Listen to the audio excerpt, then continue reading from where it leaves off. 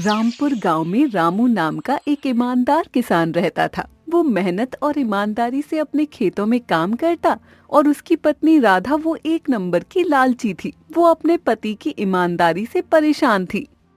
आप मेरी सुनते क्यों नहीं है? मैं आपको कितनी बार कह रही हूँ जो खेत में ज्यादा खाद मसाला डालने के लिए, जिससे ज्यादा फसल आएगी तो हमें पैसे भी ज्यादा मिलेंगे, लेकिन आप मेरी सुनते कहाँ हैं? आपको तो अपने ईमानदारी से जीना है। अरे भाग्यवान, तुम सवेरे सवेरे इतना उबल क्यों रही हो? अरे खेत में ज्यादा खाद मसाला डालने से फसल तो बहुत अच्छे होंगे, पर उस फसल में ताकत नहीं होगी। जो लोग ये अनाज खाएंगे वो बार बार बीमार पड़ेंगे। तुम समझती क्यों नहीं हो? उससे हमें क्या? हमें तो पैसे मिलेंगे ना, क्योंकि मैं अब इस जिंदगी से तंग आ गई हूँ। इस गरीबी से वही 2 वक्त की रोटी और फटे पुराने कपड़े, मुझे ऐसी जिंदगी नहीं जीना है। देखो भाग्यवान, ऐसे नहीं कहते। किसी को तो ये नसीब भी नहीं होता है। नहीं, तुम्हारे घर में ही सिर्फ खाना बनता है। अरे जाकर देखो आस पड़ोस में, सभी के यहाँ 56 प्रकार का खाना बनता है। सिर्फ हमारे घर में ही दाल रोटी दाल चावल बनता है, और कभी कभी तो बिना सब्जी के भी रोटी बनता है। बस भी करो राधा, अब तुम्हारा हो गया हो तो मुझे कुछ खाने को दे दो। खेत पर जाना है, आज पूरे खेत में हल चलाना है, तभी तो कल बीज डालूंगा। अच्छा ठीक है, लेकर आती हूँ, लेकिन सिर्फ दाल रोटी है। घर में कोई सब्जी नहीं थी, इसलिए नहीं बनाई है। अच्छा कोई बात नहीं, दाल रोटी ही है, पर पूरी मेहनत और ईमानदारी का है। 25 भोग से कम थोड़ी ना है। आपके लिए 56 भोग होगा, मेरे लिए नहीं। खा लीजिए और जाइए अपना मेहनत और ईमानदारी का काम करने। फिर खाना खाकर रामू अपने खेत की तरफ एक हल लेकर चला जाता है। रामू अपने छोटे से खेत से जो भी उपजाता वही बेचकर अपने परिवार का पालन पोषण करता था। रामू खेत में हल चला रहा था। अचानक उसका हल जमीन के नीचे किसी कठोर चीज से टकराया। ये क्या, मेरा हल चल क्यों नहीं रहा है? लगता है जमीन के नीचे किसी पत्थर में फंस गया है। कैसे भी करके ये पत्थर को जमीन से निकालना होगा, नहीं तो इतनी दूरी पर फसल अच्छी नहीं आएगी। इतना कहकर रामू जमीन पर बैठ जाता है और हाथ से मिट्टी हटाने लगता है। फिर कुछ घंटे की मेहनत करने के बाद उसने देखा कि वहाँ एक बड़ा सा घड़ा है। जब रामू ने घड़े को खोला तो वो आश्चर्यचकित रह गया। घड़ा सोने के सिक्कों से भरा हुआ था। रामू कुछ देर सोचता रहा और फिर उसने मन ही मन कहा, ये धन मेरा नहीं है, ये किसी और का हो सकता है। मुझे इसे गांव के मुखिया को सौंप देना चाहिए। लेकिन राधा तो मुझसे हर वक्त गुस्से में रहती है। अगर उसे ये पता चला कि खेत में खजाना निकला है तो वो पागल ही हो जाएगी, और ये खजाना किसी और को छूने भी नहीं देगी। इसीलिए मैं इसे घर नहीं ले जाऊंगा और मुखिया को जाकर दे आता हूँ। हाँ, यही सही होगा। फिर रामू घड़े को उठाकर एक कपड़े से ढककर गांव के मुखिया के पास ले गया। नमस्ते मुखिया जी। नमस्ते नमस्ते। बोलो रामू, कैसे आना हुआ? सब कुछ ठीक है ना? हाँ मुखिया जी, सब कुछ ठीक है। इस कपड़े के नीचे क्या है? मुखिया जी ये लीजिए घड़ा, इसमें सोने के सिक्के से भरा हुआ है।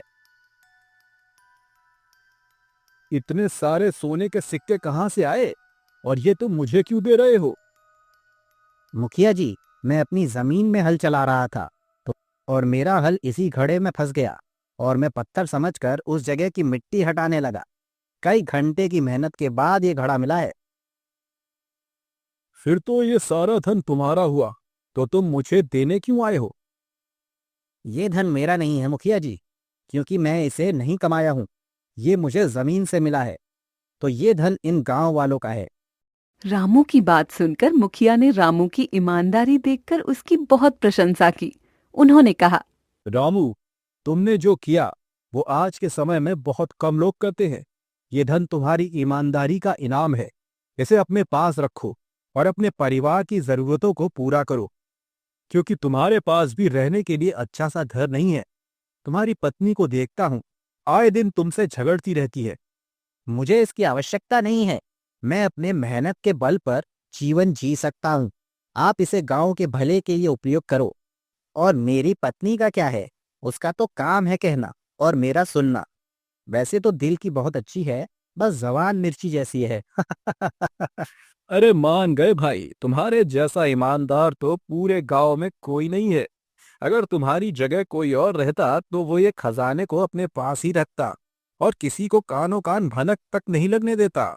दूसरों को छोड़ो, अगर मैं भी रहा होता ना तो ये खजाना किसी को देखने तक नहीं देता। लेकिन तुम्हारे ईमानदारी को सलाम है भाई, तुम जैसा चाहोगे वैसा ही होगा।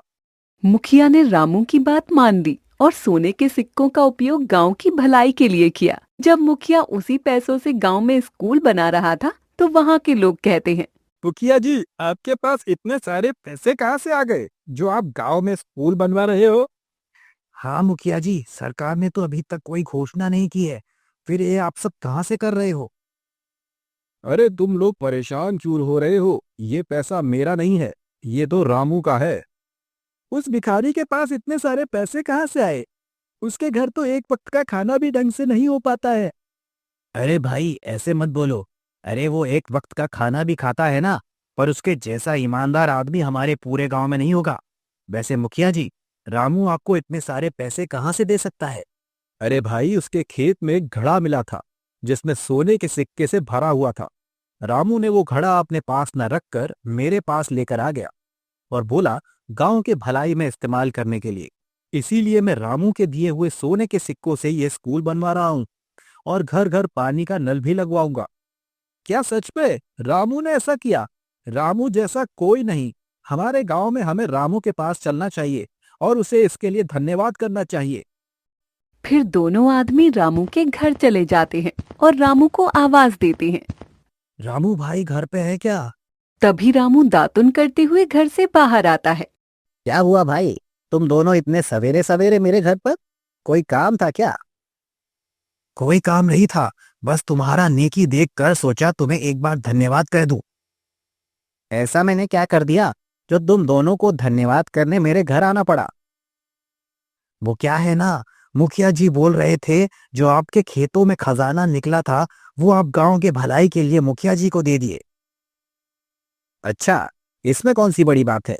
वो सारा खजाना तो गांव वालों का ही था, इसीलिए मैंने उन्हीं के काम में इस्तेमाल करने को लिए दे दिया।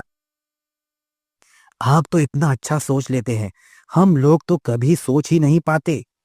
अच्छा ठीक है रामू भाई, अब हम दोनों चलते हैं। इतना कहकर दोनों वहां से चले जाते हैं और ये सारी बातें राधा सुन लेती है और गुस्से से कहती है, ये मैं क्या सुन रही हूँ? हमारे खेत में खजाना मिला था? हाँ भाग्यवान, खजाना तो मिला था। खजाने में क्या क्या था और अब वो खजाना कहाँ है? मैं वो सारा खजाना मुखिया जी को दे दिया और बोला उसी का गांव के भलाई में इस्तेमाल कीजिए। इतना सारा खजाना अपने मुखिया जी को दे दिए? आज मैं गांव में सबसे अमीर बन जाती। गांव वाले हमें क्या देते? हम गांव वालों को वो खजाना क्यों दे? आप अभी जाइए और वो सारा खजाना लेकर आइए। राधा, पहले तुम शांत हो जाओ और ठंडे दिमाग से सोचो। हमारे पास किसी और चीज की कमी नहीं है।